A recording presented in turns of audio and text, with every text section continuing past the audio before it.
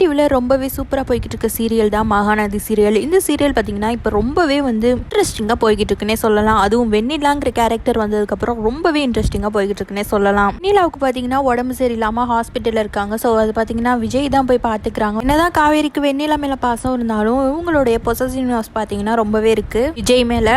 இந்த மாதிரி போய்கிட்டு இருக்கும்போது பார்த்தீங்கன்னா வேணும்னே ராகினியும் பார்த்தீங்கன்னா காவேரியை வம்பிழுத்துக்கிட்டு இருக்காங்க. ராகினிக்கு ஒரு டவுட் வந்துருச்சு. கான்ட்ராக்ட் பற்றி பேசினாலே காவேரிக்கு ஒரு இது வருதுன்ட்டு. விஜயும் காவேரியும் பாத்தீங்கன்னா அக்ரிமெண்ட் போட்டு தானே கல்யாணம் பண்ணாங்க. அதனாலே பாத்தீங்கன்னா இவங்க யாருக்குமே தெரியாது. ஸோ இவளுக்கு பாத்தீங்கன்னா ஒரு டவுட் வந்துருச்சு. வேணும்னே காவேரியை கூப்பிட்டு காவேரி என்ன பேசிக்கிட்டு இருந்தாங்க தெரியுமா? அவங்க எல்லாம் ஏதோ டிவோர்ஸை பத்தி பேசிக்கிட்டு இருந்தாங்க. அதுக்கு மட்டும் இல்லாம ஏதோ கான்ட்ராக்ட் அப்படிங்கிற மாதிரி வேணும்னே பேச ஆரம்பிச்சாங்க. உடனே காவேரிக்கு பாத்தீங்கன்னா முகம்லாம் சுளிக்க ஆரம்பிச்சிட்டாங்க. ரொம்பவே மனசு கஷ்டமாயிடுச்சு. இதனாலே நல்லாவே ராகினிக்கு டவுட் வந்துருச்சு. இவ கான்ட்ராக்ட்னு சொன்னாலுமே பாத்தீங்கன்னா ஒரு மாதிரி முகத்தை வச்சுக்கிறா, இவளுக்கு சம்பந்தம் இருக்கு அப்படிங்கிற டவுட்டும் பாத்தீங்கன்னா ராகினிக்கு வந்துருச்சு. விஜயும் காவேரியும் சேருவாங்களா மாட்டாங்களா அப்படிங்கறத கமெண்ட் பாக்ஸ்ல கமெண்ட் பண்ணுங்க. நம்ம சேனலை சப்ஸ்கிரைப் பண்ணிக்கோங்க. தேங்க்ஸ் ஃபார் வாட்சிங்.